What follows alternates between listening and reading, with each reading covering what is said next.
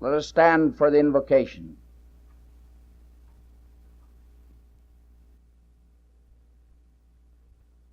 Almighty God, Creator and Lord of all the universe, and also our Lord in all our labors, Thou to whom is all glory and honor, yet in whom there is no forgetting of any of Thy children, we ask Thy presence and Thy blessing on this commencement.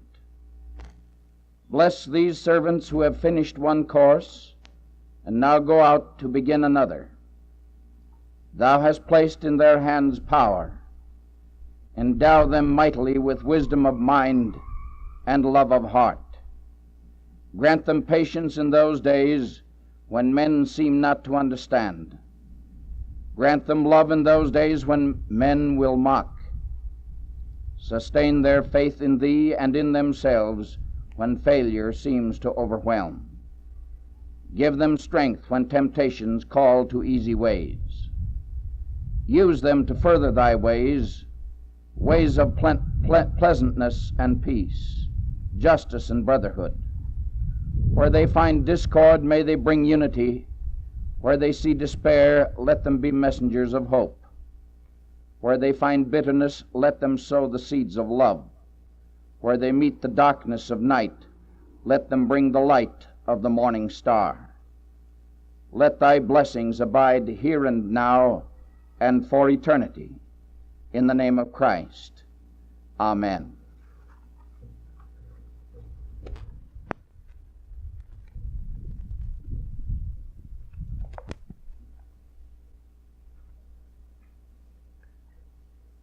We welcome all of you to these commencement festivities at Augsburg College. This is the 95th commencement at this institution. I want to acknowledge at this time the splendid contribution made by our musical organizations to the events of this day, our band and our choir and our ladies' chorus. Many of these students stay over several days in order to take part in these festivities. And we appreciate this because it means a great deal to have organizations of this caliber participating in the events of commencement. Our speaker today is the personification of a relationship which exists between the church and higher education. Above being a philosophical relationship or an organizational relationship, this must be a personal one, residing ultimately in the hearts of those who believe in the mission of both.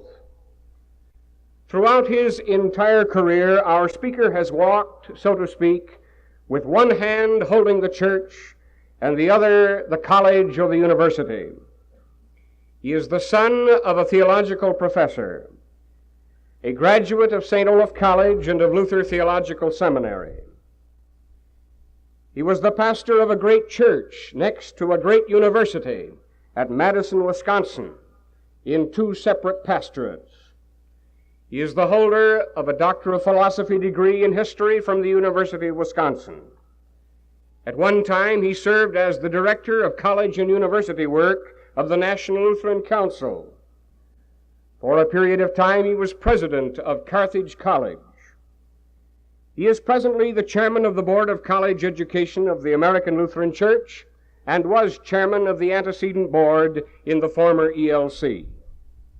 He is now the senior pastor of Central Lutheran Church in the downtown of a city in which this college plays also a significant role. I am pleased to present to the graduating class of 1964 and to this commencement audience Dr. Morris Wee, who will speak on the subject, The Essential Citizen. Dr. Wee.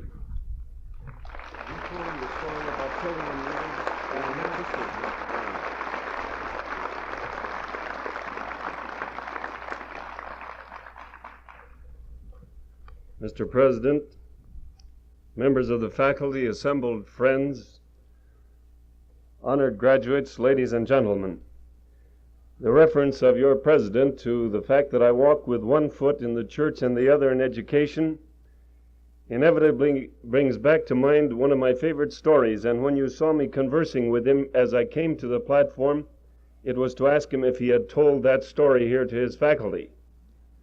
He said he had not, at least not to this particular group. It's a story about the man who was married to a woman by the name of Tilly, and they lived for 20 happy years together, and she died, and she was buried in the family grave plot. After a while, he married another woman, this time a woman by the name of Millie, and they lived together for 20 happy years, and she died, and she was also buried in the family grave plot.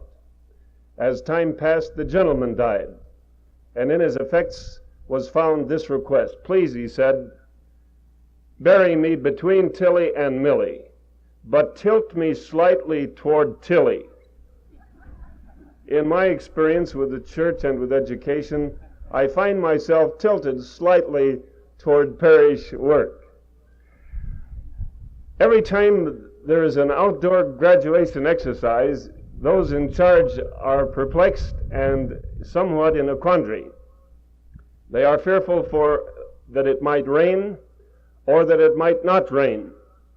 If it rains, the exercises are interrupted, and as was the case, was it just last year with the University of Minnesota, when in almost the beginning of the exercise, the heavens opened and the rain came down, and President Wilson said, all those who have earned a degree are hereby conferred the degree, and everybody ran for the exits. This is always one possibility. The other is that people will die of or faint of heat prostration. And this is the possibility here. But to a speaker, there is another problem, and that is that the winds may blow his speech away. I mentioned this to a member of the faculty as we were lining up. He said there would be a great many people who might be very happy to see this happen. But if it does, I have no speech. And we will have to proceed with the possibilities as they may be. Of course, I am honored and delighted to share this exciting graduation exercise with you. A college commencement is always a dramatic as well as a significant event, for it brings together in one happy occasion the sense of solid achievement and of high hope. For those of you who receive diplomas from Augsburg College today, there will be few days in your life as important as this one. It marks for you a true milestone. I congratulate you, rejoice with you, and wish you success and happiness. Your diploma carries the name of a college which has served church and society with honor since 1869. As long as I can remember, this college has been greatly respected. But Augsburg's story, splendid as it has been, promises to be even more significant in the years just ahead. It is the opinion of many of us that this college has a truly fabulous potential and stands poised for dramatic days of progress and enlarged service. It will surely be a privilege to be a part of this college's family in the next decades, whether it be as student, teacher, alumnus, or friend. My respect for this college is coupled with my great personal regard for both Dr. Bernard Christensen, your former president, and Dr. Oscar Anderson, who is now your chief and leader. Dr. Christensen's love of God and of learning has left a lasting imprint on this college. Everyone who knew him held him in high regard. Dr. Anderson has been a friend and acquaintance for even longer. As boys, we belonged to the same congregation and lived in the same neighborhood. Our parents were not only neighbors, they were friends. Dr. Anderson, as a small boy, sang in the congregation's children's choir, which was conducted by my mother. In this choir, my mother told me, the little boys were either very angelic or they were very obnoxious. I think I will not elaborate further on this point. With so much in common, I look with personal interest at every success of your president. He brings to his ministry here unusual gifts and a wide experience of distinguished leadership in other fields. I am personally confident that he will lead this college into increasing service and greatness. I also bring the hearty congratulations and cordial good wishes of the Board of College Education to Dr. Anderson, Augsburg College, and its many friends today. May the eternal God guide and bless this school. The church is in the field of education because it believes not only in education, but in Christian education. There is always a struggle taking place for men's minds, and the result of today's struggle will determine the kind of a world your generation and the next will possess, whether it will be a good world or an evil one, for it will be one or the other. The stakes are as great as that. The concern of the church is not especially for bigger colleges or more dormitories, important as they may be, but for a quality of education which will produce as its end result the Christian man and the Christian woman capable of building God's kind of world, motivated by a dedication to service. If this is not the chief result of the church's effort in this field, the dollars invested in education have been wasted as far as the church is concerned. So our interest is in what you are and what you become as you pursue and complete your studies here. It is our fond hope and confidence that you are and become men and women who have been so clearly confronted at this college by the Christ, that his impression is indelibly and forever upon you, that his mind becomes your mind and his way your way. If this happens to you, the church ought to stay in education. If it does not happen, the church and your parents could better spend their prayers, their money, and their effort in some other kingdom enterprise than education. There are other types of learning than this, and they lead to something less than the kind of wisdom the church is seeking. To wealth, perhaps, to technical skills, to prestige, to personal advantage, to despair, stagnation, fear, or death. The wisdom to which learning at this college should point is the high wisdom of him who said, I am the way, the truth, and the life. They are legion, of course, who would disagree with this as being the cohesive agent for a full education, or even as an indispensable characteristic of the essential citizen. Out on the fringes of the Asian continent are sober students whose motivation for learning is a fierce determination to lead their people into political freedom and away from further exploitation. This to them is the primary purpose of education. In a frighteningly large section of the globe, the thrust of education is to equal and surpass the scientific skills of the free world in a race for supremacy. To this end, students are stretching every nerve and muscle. In yet another empire, the object of learning, at least in an academic sense, has been to develop a public servant in the hope that the sun would never set upon that empire. Our own people have embraced universal public education because of the conviction that the educated man will be better off in every way, but especially in terms of dollars, than those who are not educated. But in the face of this, you who represent our church and this college have the honor to stand confident and eager in your bold assertion that learning is not wisdom until it is oriented in Jesus Christ. As a graduate of a Christian college, let me remind you that all of us who have been privileged to study at our church's colleges are debtors. We are debtors to an educational system that has fused spiritual, academic, and physical training into a wholesome and stimulating unity. Colleges that have lived up to the exciting academic standards without forsaking the Christian presuppositions necessary for the development of truth. Educational institutions that, disdaining intellectual blinders, have been staunchly loyal to the church and unashamedly Christian.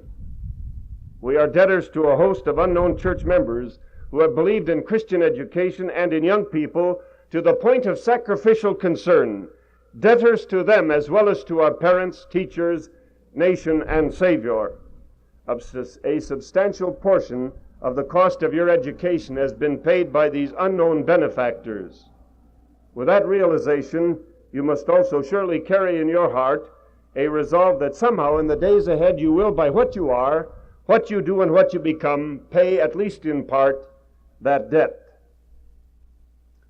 The great danger among the many lesser dangers which confronts the person or the college which undertakes the learning process is that of conformity.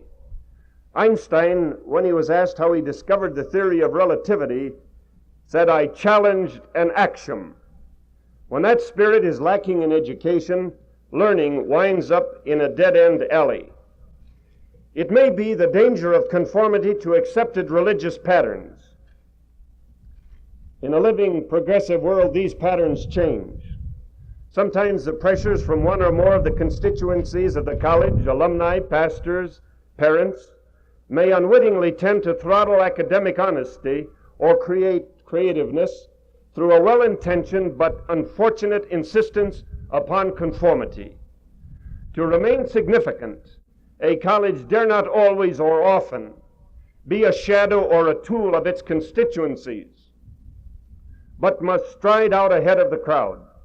I believe this virtue ought to distinguish Christian colleges and their graduates, that they dare to be creative, to be honest, to be courageous, to be different. Criticism will inevitably flow from boldness, which is what Dr. L.W. Bow of St. Olaf College meant when he once said, "We shoot our advance guards." The price of freedom is not only eternal vigilance, it is also the barbed shaft of the well-intentioned. In the face of vast horizons to be explored, we must dare to resist conformity for the sake of our own integrity, our world, and the great Christ who himself set the example. The chief source of danger, however, is the almost overwhelming temptation that the Christian college and its graduates may take color from their prevailing secular environment of both society and education, and be fatally influenced by a national or a cultural point of view which is both irreligious and immoral. To yield to this is death. It should be the responsibility of the Christian college and Christian student to protest, to be a nonconformist, to not be conformed to the world, but actually engaged in a running feud with it. Because the terrifying influence of the smog of secularism cannot but affect in some degree students and faculty alike who must live within its pervading presence, let me speak today about the foremost problem in American education and the conviction of the church that where only religion and education are brought together, can any educational institution or system produce the essential citizen, the kind of person our world must have if it is to survive. We believe that the finest hope we have of a good new world rests with you. We in the Western world are not alone in being forced to face the implications of a totally secularized education. A few years ago, I attended in Bandung in Indonesia a conference of professors from universities in Southeast Asia. For 10 days, 30 representatives from Ceylon, India, Pakistan, Burma, Siam, Malaya, Indonesia, Japan, Hong Kong, and the Philippines met to discuss the educational problems in their part of the world. They faced the implications to their task in education of the rising tide of nationalism in the Orient, the encroachment of communism, the Asian social and economic milieu, and the immediate and terrifying threat of religious fanaticism. Because of the influence of Western education, and because it is so very large in the East, one of their primary concerns was the chief problem of education in the West, that education is increasingly fragmentized, undisciplined, and irreligious, that it lacks direction and has no overarching loyalty to God. These Asians were aware of the fact that this problem springs from the shadow of the disintegration of Christian culture in the West. They know, for example, that when Max Eastman, the ex-communist, speaks of the moral issue, he is referring to a drag-out death struggle between forces which would keep God central to the life of the Western world and those forces that would drive God out. They know that our basic problem has little to do with war or peace, depression or inflation, price supports or tax cuts, but that it has everything to do with a widespread collapse of the Christian faith. We understand this also. Up until the end of the 19th century, there was a real unity of Western culture based on the Christian tradition, but religion in the 20th century is regarded as a special and separate sphere in which some people may be interested, but which has little to do with other aspects of human life. It is crystal clear that man in the Western world has largely forsaken the God of his father. It is not so much that he is an atheist. It is rather that to the average man, God is dead, as Nietzsche used to say. The modern man does not often care even enough about God to disbelieve in him. And this, says Stephen Neal, is something that has never happened before. Heretofore, every great culture has had a religion as its foundation.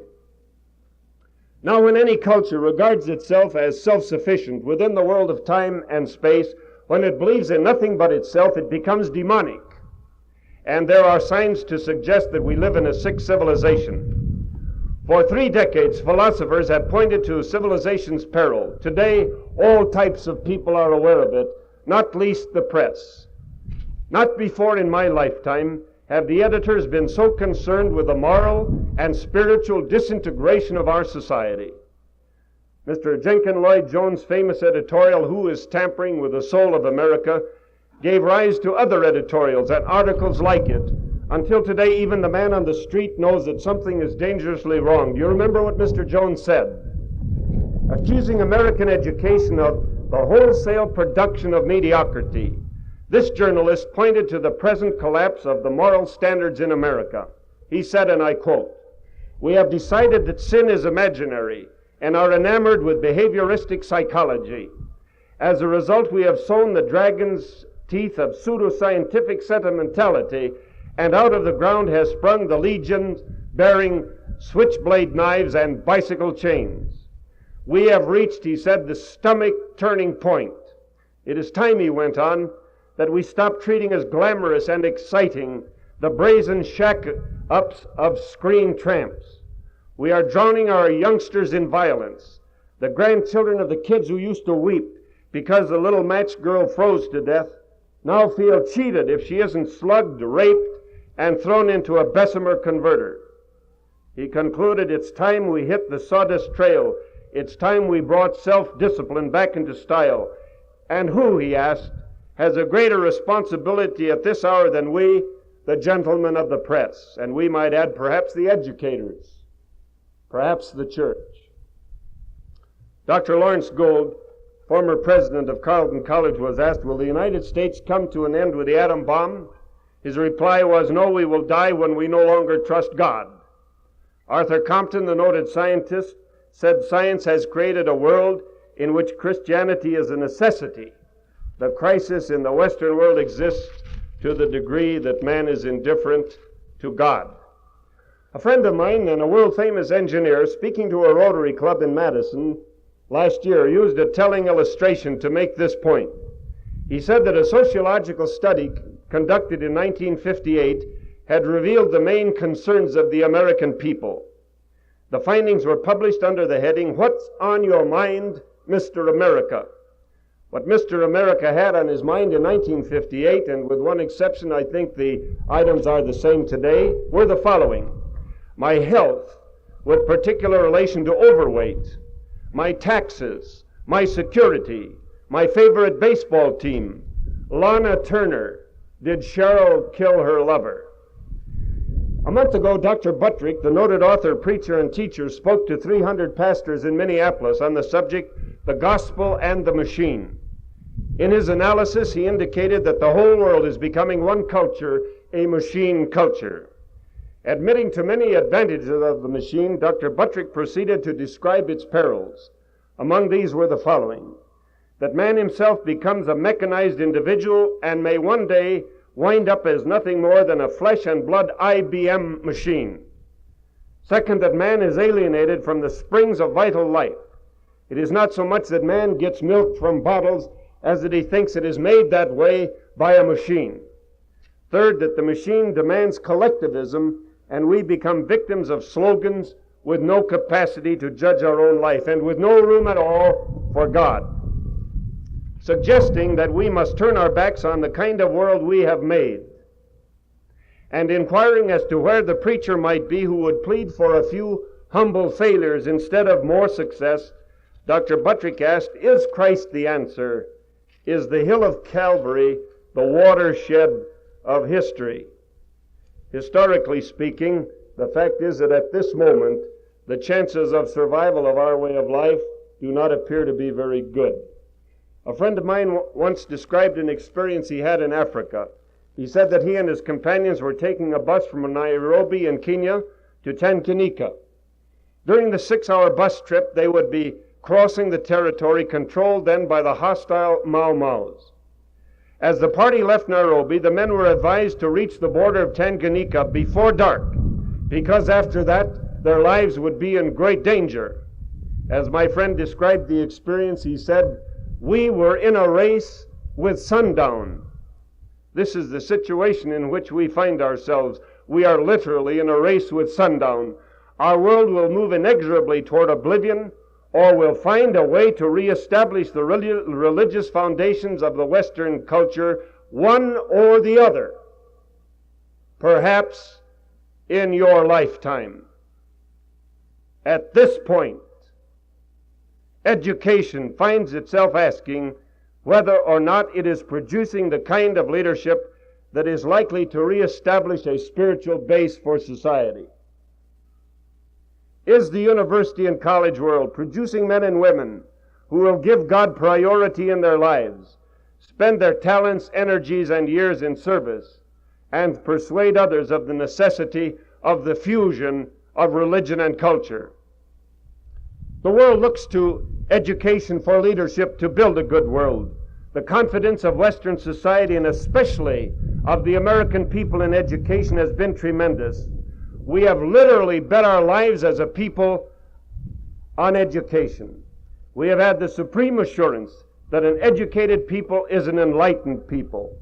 125 years ago, Horace Mann, crusading against ignorance, pleaded for universal education. "Give us schools," he cried, "and we shall have no need of jails." The educated man, he was sure, would produce a morally good world. Well, we have shared Horace Mann's blind trust. Every farmer and laborer has wanted his son to have an education, believing it to be the key to the good life.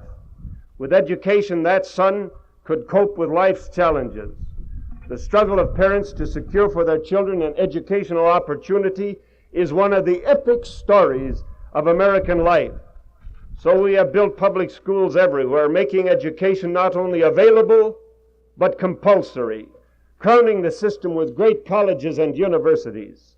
The schools Horace Mann begged for are here.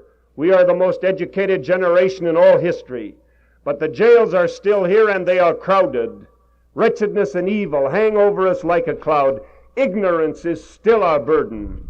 The most educated generation in history is also one of the world's most frightened and bewildered generations. We should have learned at long last that an educated world is not necessarily a happy one or a wise one, that more important than the extension of education is the nature of education. We must surely realize that if the educational pattern is moral and Christian, the end result normally is a moral and a Christian man. And if the educational pattern of our society is amoral and indifferent to religion, the product also tends to be amoral and irreligious. The nature of education will determine in a very large degree the nature of the educated man. In this hour of confidence in education, men are wondering if our present system can produce the essential citizen or if it is failing to meet this basic need of our time. A year ago, the School of Economics at the University of Wisconsin invited a nationally famous economist, Mr. Alfred Hockey, since deceased, to lecture to the students of that school. At a luncheon for the professors on the staff and a few personal friends of the lecturer, Mr. Hockey described to those of us at that luncheon table the peril of which I am now speaking. I turned to him and I said, "Mr. Hockey, what is the answer?" His reply was very quick. "You have the answer. Religion is the answer." Speaking not as a preacher now, but as an economist, he said, "Men must find again the point of view which makes God necessary and relevant." And I countered with a question, "But how can that be when religion is divorced from education?" And his slow reply was this: "A great many of us are wondering about that." Indeed they are. Men are wondering about that. Can graduates of an educational system that rules out religion or makes religion an option and not a matter of major interest be the architects of a good society? The question is, does our educational system tend to produce the person who can bring the world into the orbit of God, or will the modern college graduate, like Russia's astronaut, fail to see God in his quest for life? Educators themselves stand at this critical juncture facing the basic question in education. Can we produce a leadership committed to God, to righteousness, to honor and integrity, a leadership required by our situation, without a place for God in education itself? Today they stand humbly with hat in hand, asking the question and seeking an answer. In a recent university-sponsored conference of top-flight educators and churchmen on the subject religion in education, the last question raised was this: we recognize the need of God in education. The difficulties, however, for us in the tax-supported schools are numerous and perplexing. Does the church have the answer? The church presently does not have the whole answer. This cannot come until a secularized society, which for the most part neither understands the peril nor really cares what happens, stands in penitence before God and demands that the whole structure of its education reflect its own renewed confidence in God. The church cannot insist that a particular religious point of view be espoused in public education to the exclusion of others, because the establishment of a religion is clearly and wisely denied by the Constitution of the United States.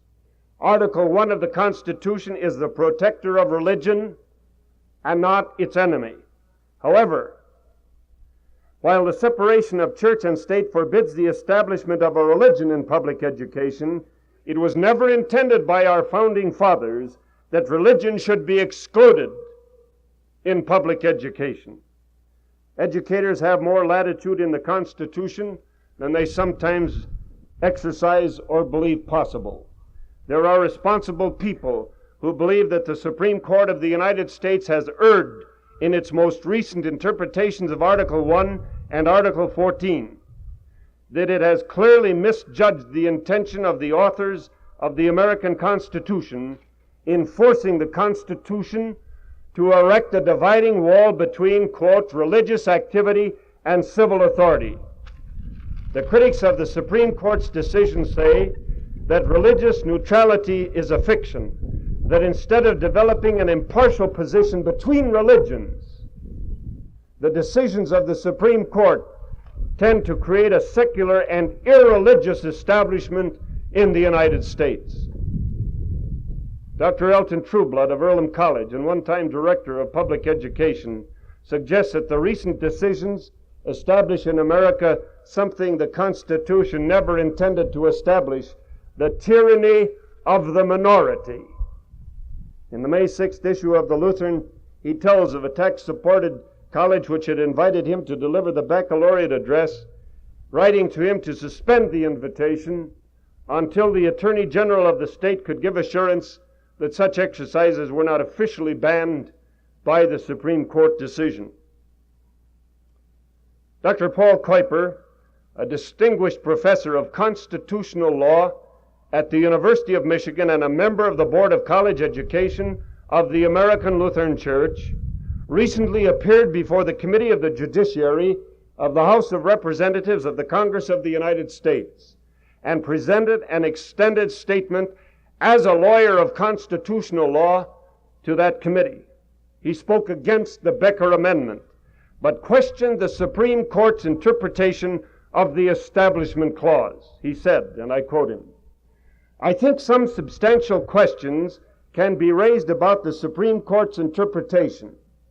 It takes a broad interpretation to say that the prescribed recitation of prayers or the reading of the Bible without comment, when students are privileged to abstain from participation, is an establishment of religion. This appears," he thinks, "to be," and I quote him, "judicial freewheeling. There is merit," he goes on, "to the argument that if the public schools are indifferent to the religious factor in the life of the nation, they are thereby contributing to an official philosophy of secularism, and therefore are not being really neutral in religious matters."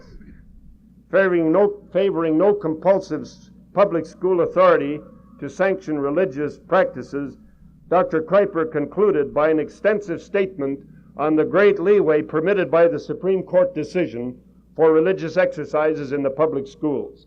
The Supreme Court, he said, it should be emphasized, has not held that there can be no prayers in public schools. Nothing in the court's decision precludes school authorities from designating a period of silence for prayer and meditation, or even for devotional reading of the Bible or any other book. Moreover, the Supreme Court has recognized that public schools may appropriately study the Bible for its literary and historical values and may make objective studies of religion. This fact, obviously, has not been recognized too clearly either by the general public or by all public school administrators, not least in the state of Minnesota. All of which has made the dilemma of the public school and university administrator a matter of immediate concern. And his question is fair. Does the church have an answer? Assuredly, there is no easy answer, no complete answer. But the church has part of the answer, I think. It can be sympathetic and helpful to school and university officials who are alert to the need of God in education. It can enlarge and extend its ministry to students at tax-supported schools and colleges so that the silences concerning God are broken, recognizing that education is a world that also needs the gospel. It can prepare scholars who recognize that all truth is in God, that neutrality is impossible, and who will bring an integrated personality into the university classroom, teaching as though touched by Jesus Christ.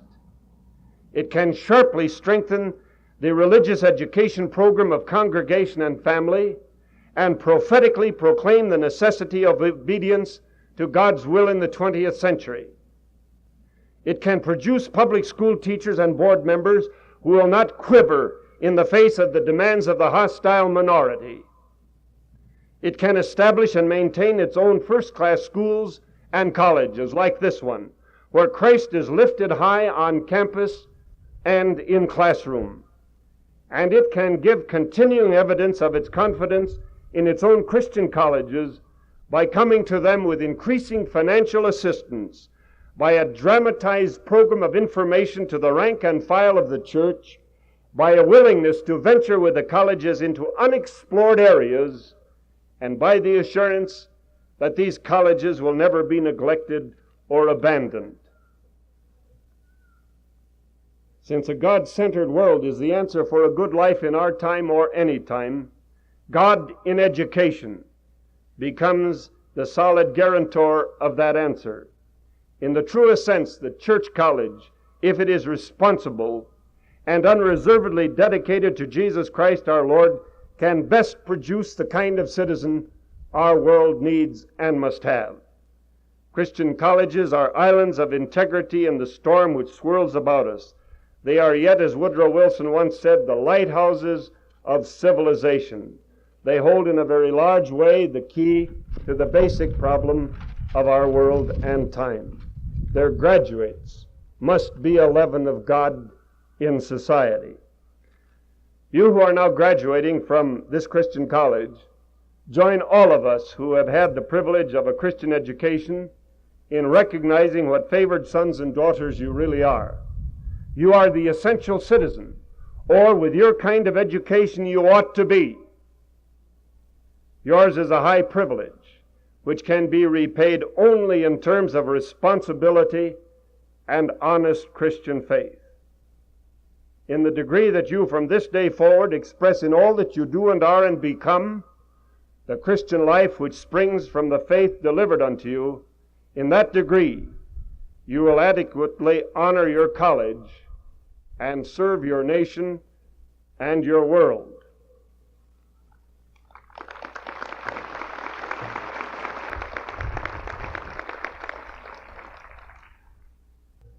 Dr. Anderson, to you as president of Augsburg College, it is now my privilege to present the class of 1964. The larger group, as usual, is composed of those who have just now completed the requirements for the Bachelor of Arts degree. But the class also includes some who completed their work at the close of the first semester. Some of those were unable to return for these exercises, and for them the degree is to be conferred in absentia. A number of seniors again this year will complete the requirements for graduation during the summer. Instead of conducting a special commencement for this group, the faculty has authorized them to participate in the regular commencement events of this spring, including this afternoon's exercises, I should say. As indicated in the program, some members of the graduating class have qualified for the degree with the distinction cum laude, several with great distinction, that is, magna cum laude, and 2 students with the highest distinction, summa cum laude. Graduates with honors are identified by the cords on the right shoulders. Thank you, Dean Kornbeck. Will the August candidates please rise? Upon the completion of your work this summer, Augsburg College will confer upon you the degree of Bachelor of Arts. You may now be seated. Upon the following graduates, the degree Bachelor of Arts is conferred cum laude. Susan Lynn Hansey, Betty Elaine Hansen, Lorene Carol Yelmeland, Virginia Louise Hovland, Jack William Kelly, Bruce Allen Lagager, Mary Margaret Lindgren, Ruth Elaine Moland, Mary Helena Munson, Joyce Marlene Nelson, Jean S. Pfeiffer, Carol Jean Fleider, Anne Elaine Rosvold, David Theodore Sidney, Stanley Fred Spangenberg, James Ronald Speece, Deanne M. Starr, Karen Henry Steenson, Lana Marie Thompson, Anne Marie Chaden. Upon the following graduates, the degree Bachelor of Arts is conferred magna cum laude. Dawn Joanne Asp Arsvold, Jerry Dean DeVries, Dennis John Erickson, Avis Corinne Hole, Anne Louise Johnson, Karen Laverne Cahote, Carla Lisbeth Krogsrud, Lauren Carlisle Nelson, Ellen Ann Paulson, Sandra A. Simpson, Sharon Ann Wilson. Upon the following graduates, the degree Bachelor of Arts is conferred summa cum laude. Myra Mildred Ahrens and Patricia Strecker Peterson. Patricia Strecker Peterson is the valedictorian of her class, and her name will be engraved on the scholarship trophy presented by the class of 1927. Will all those who have at this time completed all requirements for graduation please stand?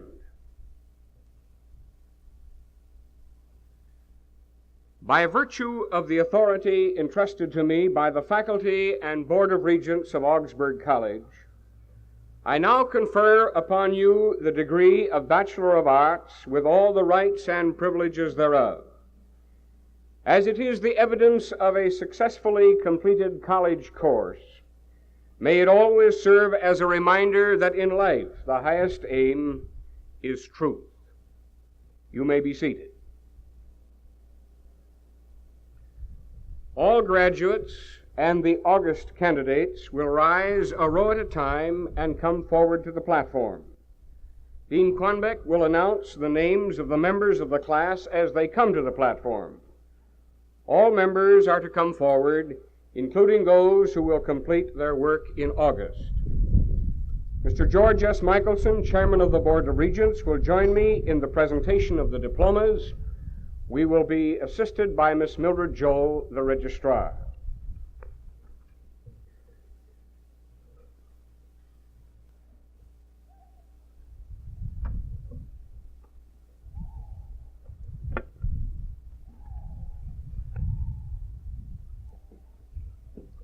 Richard E. Keeney, Minneapolis.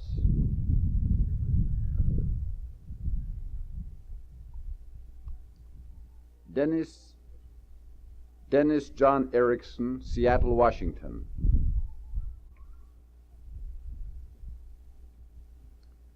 Richard Frank Landine, Stillwater, Minnesota.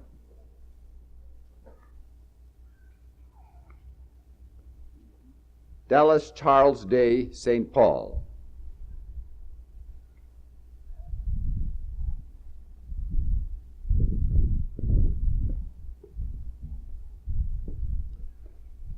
Oral Byron Matheson, Bagley, Minnesota. Erman Lewis Dean, Minneapolis. James Roger Vadis, Minneapolis. Donald A. Anderson, Hudson, Wisconsin. Warren A. Westfall, Minneapolis.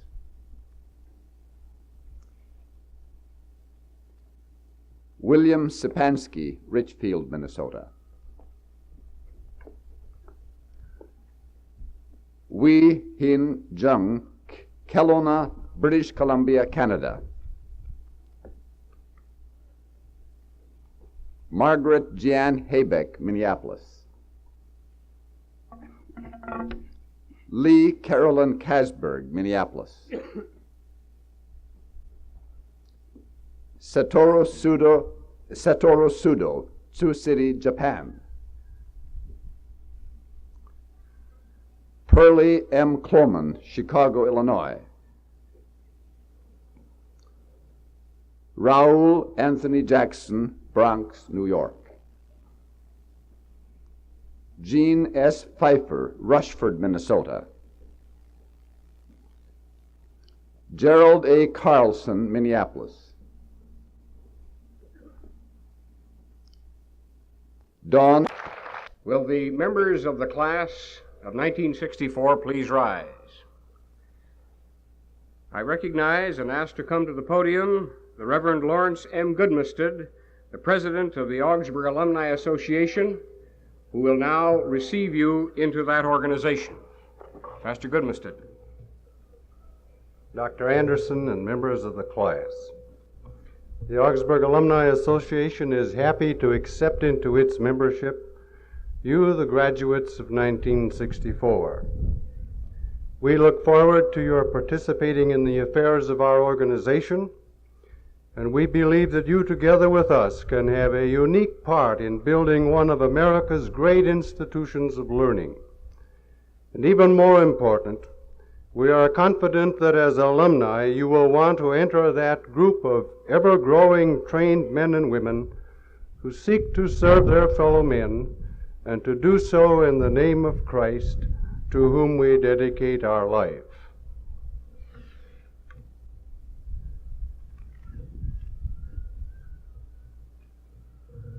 Shall we stand for the benediction?